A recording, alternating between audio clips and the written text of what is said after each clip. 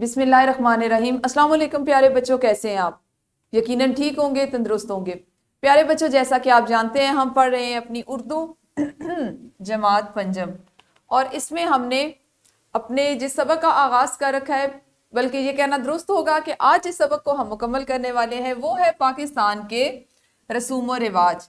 आज हमने अपने इस दरसी किताब के चौथे सबक को छठे हिस्से में पढ़ना है, यानी सबक नंबर 4.6। प्यारे बच्चों, हमारे आज के सबक में शामिल जो हासिल ताल्लुम है, ये जिस हासिल ताल्लुम की हम मश्क करने जा रहे हैं, जिसके बारे में सीखने जा रहे हैं, वो कुछ इस तरह से है।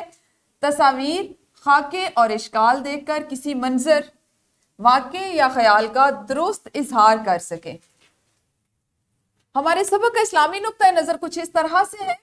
हजरत मोहम्मद मुस्तफ़ा सल्लल्लाहु अलैहि वसल्लम ने फरमाया, मेहमान अपना रिस्क लेकर आता है और साहिब खाना के गुनाह लेकर जाता है।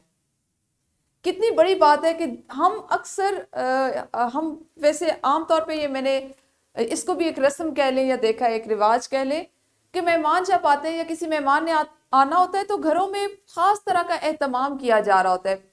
घरों में सफाई ज़रूरत से ज़्यादा की जा रही होती है। आम जो हम रोज़मर्रा की जो सफाई होती है इससे ज़्यादा की जा रही होती है। मेहमानों के लिए नए बर्तन, अच्छी चीज़ें निकाली जा रही होती हैं। खाने में खसूसी एहतमाम किया जा रहा होता है। तो उसका आप देखें कि दीन में कितना अजर रखा गया है।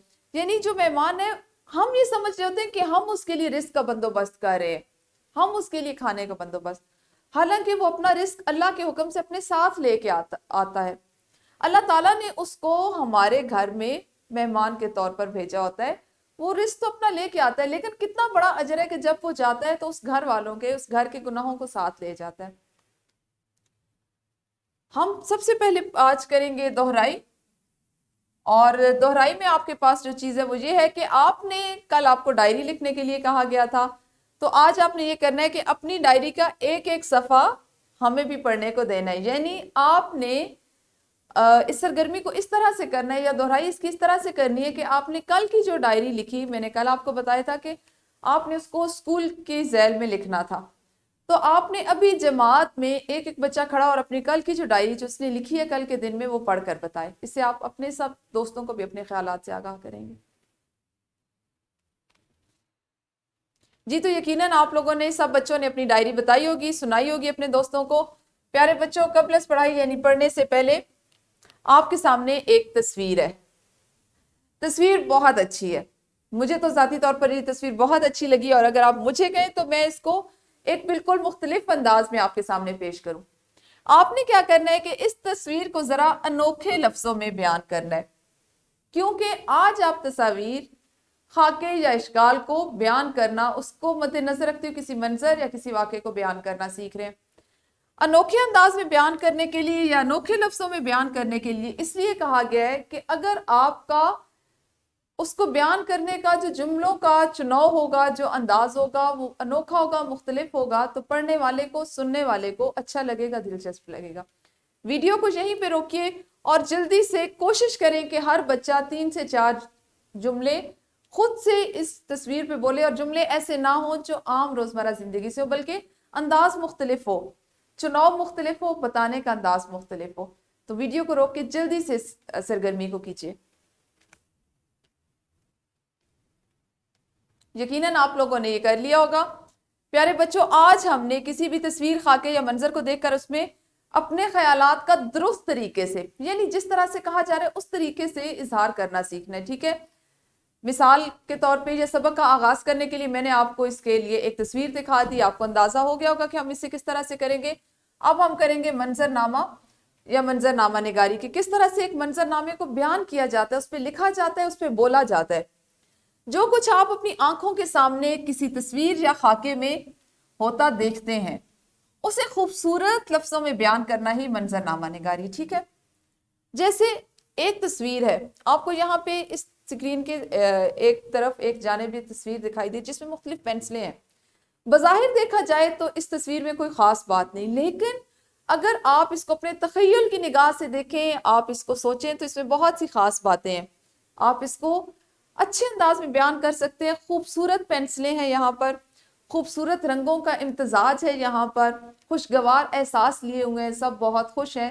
اس طرح کے الفاظ، اس طرح کے جملے جس وقت آپ دیکھ کے کسی منظر کے بارے میں استعمال کریں گے تو وہ اصل میں دراصل وہ یہ ہوگا کہ آپ اس کی منظر نگاری کر رہے ہیں، منظر نامہ اس کا پیش کر رہے ہیں، اور پڑھنے والا خود کو اس وقت آپ کی آنکھ سے دیکھ رہا ہوگا۔ جب ہم کسی منظر کو بیان کرتے ہیں تو گویا کوئی اور ہماری آنکھوں سے اس منظر کو دیکھ رہا ہوتا ہے۔ کیوں؟ آپ نے عام طور پر پڑھا ہوگا، ہم سفر نامہ پڑھتے ہیں، سفر نامہ پڑھتے ہوئے ایسا ہوتا ہے کہ آپ کو ایسا محسوس ہوتا ہے کہ آپ جو چیز پڑھ رہے ہیں، آپ اس جگہ، اس سفر کا حصہ ہے، آپ خود ان جگہوں کی جس کے بارے میں آپ پڑھ رہے ہیں اس کی سیر کر رہے ہیں۔ وجہ کیا ہوتی ہے؟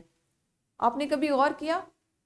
جی، وجہ صرف یہ ہوتی ہے کہ مصنف جو ہے، لکھنے والا جو ہے، اس نے اپنے الفاظ کا انتخاب اتنا خوبصورت کیا ہوتا ہے کہ پڑھنے والا خود کو اس جگہ کا حصہ سمجھ رہا ہوتا ہے، اس سفر میں محسوس کر رہا ہوتا ہے، اور اپنے تخیل کی آنکھ سے اپنے خیال میں اس جگہ کا تصور کر رہا ہوتا ہے۔ اس کے تخیل میں اس منظر کو بنانے کے لیے ضروری ہے کہ ہم زیادہ سے زیادہ تفصیلات کو بیان کریں تاکہ سننے والے کو محسوس ہو کہ جیسے اس نے اپنی آنکھوں سے وہ منظر دیکھا ہے۔ اور یہی کسی منظر نگاری کرنے کی خوبی ہے، یہی اس کی خصوصیت ہے کہ اتنی تفصیل سے ہر چیز کو اتنے دلکش انداز میں پیش کیا جائے کہ پڑھنے والا، سننے والا جو ہے وہ خود اس کو اس جگہ کا، اس منظر کا حصہ محسوس کر رہا ہو۔ ان باتوں کو ذہن میں رکھتے ہوئے، منظر کو ذہن میں رکھتے، کیونکہ ہم نے آج تخیل کو استعمال کرتے ہوئے خاکے تصویر کی مدد سے منظر نگاری کرنی، الفاظ میں اظہار کرنا ہے، تو آپ ایک انفرادی سرگرمی کیجئے۔ سرگرمی کچھ اس طرح سے یوم دفاع پر منعقد ہونے والی تقریبات کے بارے میں 5 جملے بتائیں، ٹھیک ہے؟ ممکن ہے کہ آپ کے اسکول میں بھی یوم دفاع کی تقاریب جو ہے وہ منعقد ہوتی ہیں۔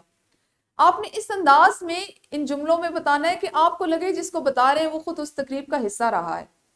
دوسری صورت میں ہو سکتا ہے آپ نے ٹیلی ویژن پر یوم دفاع کی کوئی تقریب دیکھی ہو، اس کو اس انداز میں بیان کریں کہ آپ کے باقی جو دوست ہیں، جو آپ کے ساتھی ہیں، وہ آپ کے تخیل کی نگاہ سے، آپ کے خیال میں آپ کے ساتھ اس جگہ پہنچ جائیں، اس منظر میں پہنچ جائیں جو آپ بیان کریں۔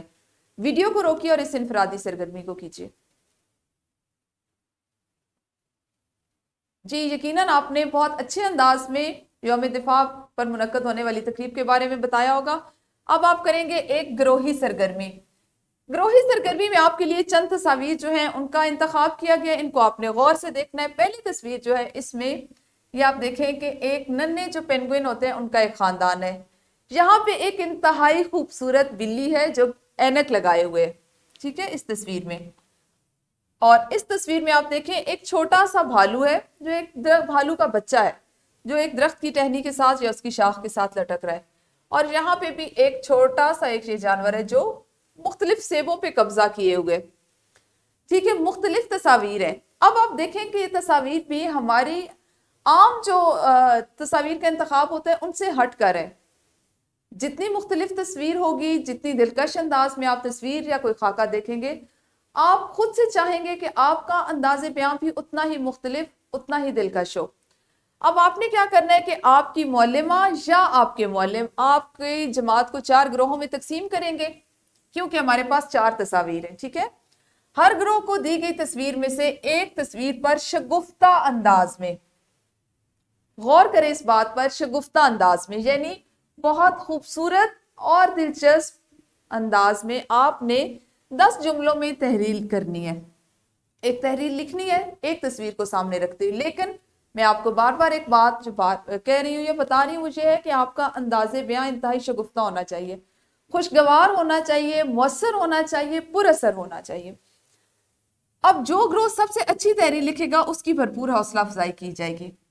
اس سرگرمی کو کرنے کے لیے آپ نے ابھی آج اس کو جماعت میں کرنا ہے، گروہ کی صورت میں کرنا ہے، اور اپنے الفاظ اور اپنے جملوں کا انتخاب اتنا شگفتہ کیجئے، اتنا خوبصورت کیجئے کہ آپ آج کے اس مقابلے میں، اس کو آپ ایک مقابلہ ہی سمجھ لیں، اس مقابلے میں سب سے اچھا جو ہے اچھی تحریر جو ہے وہ پیش کر سکیں۔ ویڈیو کو روکیں اور جلدی سے اس گروہی سرگرمی کو کریں۔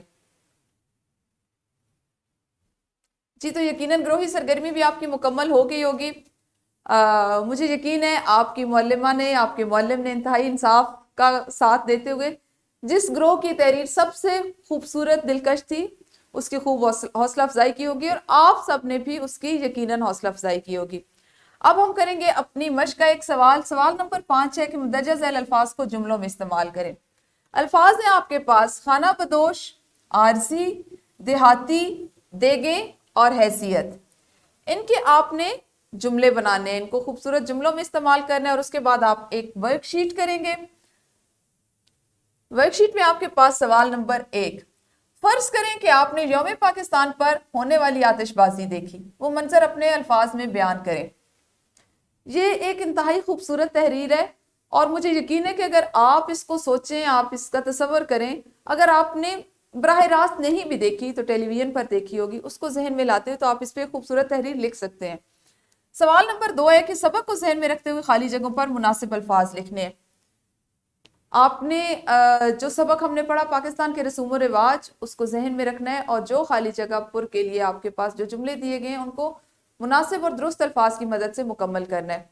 اس کے بعد آپ کے پاس ہے ایک عملی منصوبہ۔ آپ جانتے ہیں پیارے بچوں، عملی منصوبہ جو ہے یہ ہماری کتاب میں جو سبق ہم پڑھے تھے اس کی مشق میں دیا گیا ایک سوال ہوتا ہے، یا ایک ایسا منصوبہ ہوتا ہے، ایک ایسا پروجیکٹ ہوتا ہے، کام ہوتا ہے جو آپ کی عملی زندگی سے تعلق رکھتا ہوتا ہے اور سبق سے مطابقت رکھتا ہوتا ہے، لیکن براہ راست سبق کا حصہ نہیں ہوتا۔ آپ نے اس کو کرنا ہے۔ عملی منصوبہ کچھ اس طرح سے ہے کہ دی گئی تصویر دیکھ کر بتائیں کہ یہ کون سا کھیل ہے۔ چونکہ ہم تصاویر، اشکال اور خاکوں کو آج پڑھ رہے ہیں، ان پہ اظہار خیال کرنا سیکھ رہے ہیں، تو عملی منصوبہ بھی اسی سے مطابق ہے، متعلق ہے۔ آپ نے بتانا ہے کہ کون سا کھیل ہے اور کس تہوار پر اور کس طرح کھیلا جاتا ہے، نیز اس کا تعلق کس علاقے سے ہے۔ یہ تمام تفاصیل آپ نے تحریر کرنی ہے۔ عملی منصوبہ آپ نے کچھ اس طرح سے کرنا ہے کہ اس تصویر کی خاکہ نگاری کریں۔ آپ کی کتاب میں یہ تصویر موجود ہے۔ ایک خوبصورت سی کسی ہلکے رنگ کی کمپیوٹر شیٹ لیں اور اس پر اس تصویر کی خاکہ نگاری کریں، اس کو بنائیں، اس میں خوبصورت انداز میں رنگ بھریں، اور اس کے بعد اس کا یہ عملی منصوبہ مکمل کریں کہ یہ کون سا کھیل ہے۔ آپ اس کو نکات کی صورت میں لکھ سکتے ہیں۔ اس کے بعد یہ کس تہوار پر کھیلا جاتا ہے اور کس طرح کھیلا جاتا ہے یہ لکھیں، اور اس کھیل کا تعلق کس علاقے سے ہے۔ یہ تمام تفاصیل اسی کمپیوٹر شیٹ پر جس پہ آپ نے اوپر خاکہ نگاری کی نیچے لکھنا ہے۔ یہ آپ کا وہ عملی منصوبہ ہے جس کو آنے والے 2 سے 3 دنوں میں آپ نے مکمل کرنا ہے۔ یہ وہ کام ہے جو آپ نے تخلیقی کام ہے، اس کو آپ نے انتہائی لگن سے کرنا ہے، دل لگا کے کرنا ہے، اس لیے آپ اس کو تسلی سے 2 سے 3 آنے والے دنوں میں کریں۔ یہ ضروری نہیں کہ آج جائیں اور اس کو سر پہ سوار کرتے ہوئے جلدی سے کریں، بلکہ خوبصورت انداز میں کریں، اپنے ذہن کو، اپنی تمام سوچوں کو اس جگہ پہ ایک جگہ پہ جمع کریں اور اس کو مکمل کریں۔ پیارے بچوں، یہ ہمارا وہ سبق تھا پاکستان کے رسوم و رواج، جس کو ہم نے مختلف حصوں میں پڑھا، بہت سی نئی چیزیں سیکھی، کچھ پرانی چیزیں، کچھ پرانے حاصلات تعلم جو ہم پہلے سے سیکھ چکے تھے ان کی ہم نے مشق کی۔ انشاءاللہ یہ ہمارا سبق آج مکمل ہوا۔ کل اپنے اگلے سبق کے ساتھ یعنی درسی کتاب کے 5ویں سبق کے ساتھ ملیں گے۔ اس وقت تک اپنا خیال رکھیے۔ اللہ حافظ، شکریہ۔